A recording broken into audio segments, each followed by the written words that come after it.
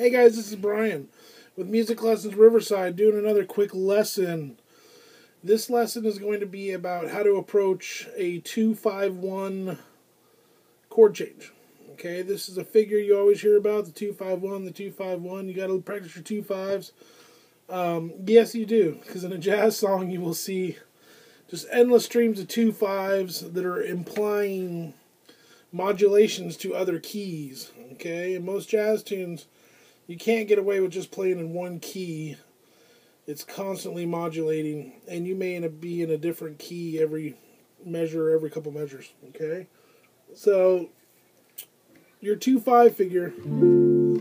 Remember, if I'm in the key of C major, that's 1, D minor's 2, E minor's 3, F major's 4, and G7 is my 5. Okay, so my 2 is D minor, my 5 was G7, and then resolving to my 1 chord, which is C major 7. Again, these lessons are designed for people that kind of already have an understanding of this stuff and just want to take it to the next level and start applying these things. Okay, so when I see a 2-5 figure, my D minor 7, my 2 chord, I'm thinking this is kind of a shortcut. I'm thinking that I'm going to kind of stay in that D minor area all the way through until I resolve it to G7. Now, this is something that a lot of guys do. It was kind of a trick I picked up from another buddy of mine who was analyzing some of the Wes Montgomery stuff. And, you know, oftentimes on a 2-5, Wes Montgomery would be playing the 2 chord stuff all the way through the 5. Okay, because it's really, there's a lot of common tones.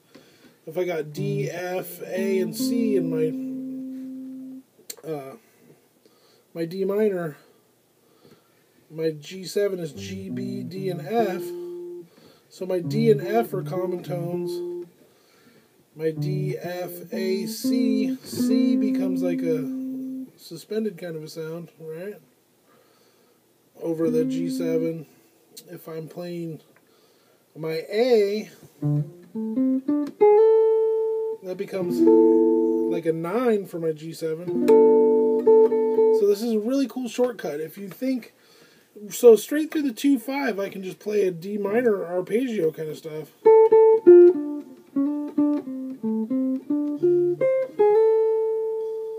And then resolve it into my C major. So I don't have to go D7, G7. So I don't even necessarily have to play a G. Okay, it's kind of hip to not play the root anyways. So I don't even have to play a G note over the G7 chord. Okay, I can, that's fine. But I want you to try playing just straight minor stuff all the way through the 2-5. So off of your 2 chord, practice your Dorian scale.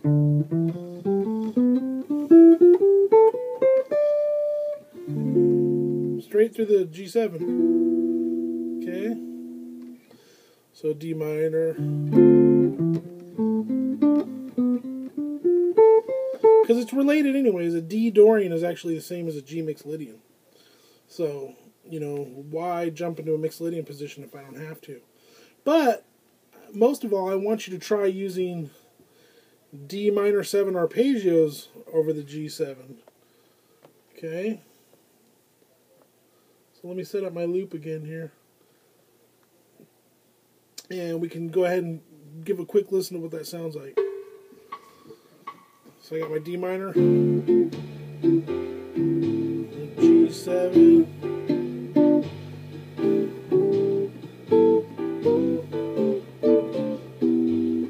D minor,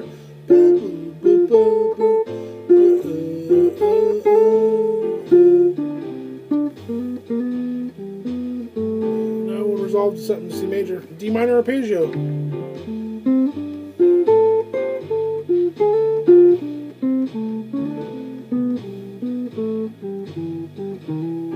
Okay, sounds cool, right?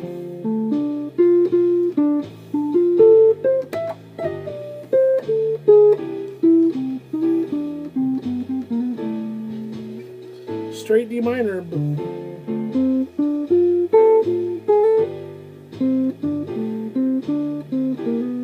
Okay, some of it's better than others, but I don't have to play G7 notes at all.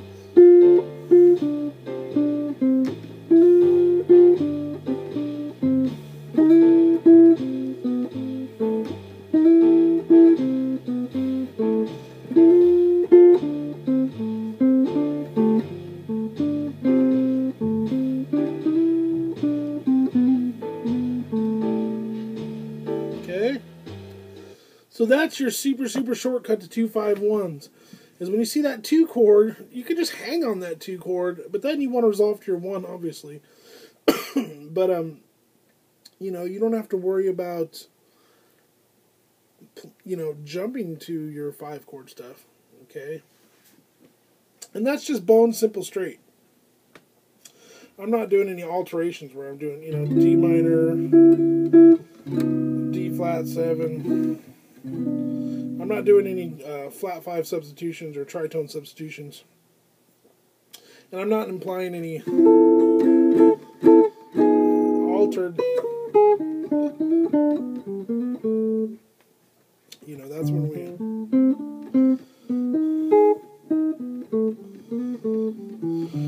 we try to imply some fancy 5 chord stuff. We're not trying to do, you know, G7 flat 9 or sharp 5 flat 13 kind of stuff. We're just thinking straight D minor 7 G7 for right now. Your altered stuff will come. You know, I'm still working on the altered stuff myself. And sometimes, you know, I think it works good in major keys. You know, I don't do the altered thing in minor keys because it kind of occurs naturally anyways. So, you know, I sometimes do it in major keys. But, you know, too much altered stuff just sounds like too much altered stuff. You know, you listen to some Kenny Burrell and some old Joe Pass, and they did a little bit of it, yeah, but they weren't trying to do it every single time they saw a 2-5-1. They just kind of did it to create tension in certain areas. Whereas a lot of these modern players are like constantly altered, it's got to be altered. And they're really worried about being hip, you know, and sounding cool. And, you know, we want to hear music that sounds good. You know, we want to hear music that makes us feel good. You know, I've tried flat 5 substitutions and trying to be cool. You know, playing at a restaurant, and you start playing this weird stuff, you know.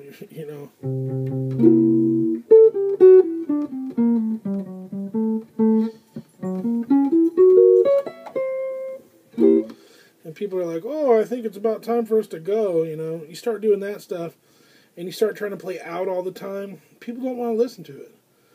Other musicians will go, whoa, that's cool, that's hip, but you're not necessarily playing for other musicians. You know, you're playing for people that don't know anything about altered chords, and, you know, you're playing for average Joes that want to hear things that sound good. So that's my big thing, is I just want to play things that sound good.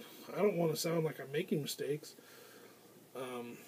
You know, if you do too much altered stuff, some people that don't know what you're doing can be like, oh, this is why I don't like jazz, you know. So there's a point to, you know, keeping it tasty and making it sound good.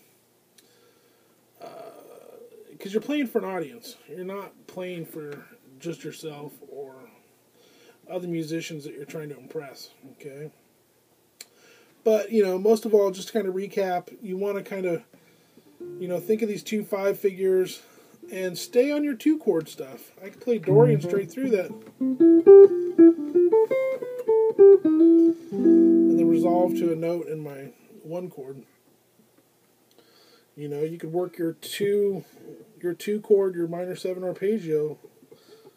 You know, even if I hit that, like I said, it creates extensions, creates, you know, suspensions over your 5 chord that you otherwise might miss if you try to jump to a root note or something. So anyways, you know, enjoy that. I hope that helps.